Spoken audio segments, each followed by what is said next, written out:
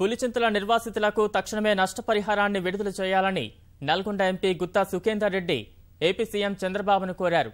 ఈ మేరకు ఆయన చంద్రబాబుకు లేఖ రాశారు. పులిచింతల నిల్వ సామర్థ్యాన్ని పెంచడం వల్ల 3 ఎత్తిపోతల పథకాలు సైతం ముంపునకు గురవుతున్నాయని లేఖలో పేర్కొన్నారు.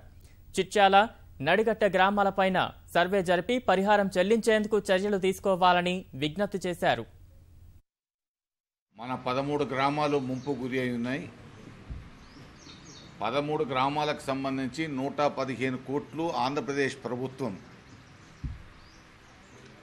R&R సెంటర్ల వరకు కానీ దాంట్లో 4 లిఫ్ట్ ఇరిగేషన్ స్కీములు మునిగిపోతూ ఉన్నాయి. వాటికి సంబంధించినటువంటి పేమెంట్స్ ఇంతవరకు చెల్లించలేదు. దానివల్లనే అక్కడ ఉన్నటువంటి ప్రజలు ఖాళీ చేయడానికి కొంత ఇబ్బంది పడుతూ ఉన్నారు. ఈ టేల్ పాండ్కి సంబంధించిన దాంట్లో ఇరు రాష్ట్రాల సాంకేతిక నిపుణులతోనే వెంటనే సర్వే చేయించి ఏ భాగాలు ఎంత వరకు మునుగుతున్నాయో వాటికి కాంపెన్సేషన్ ఇచ్చేటువంటి కార్యక్రమం కూడా వెంటనే చేపట్టాలి.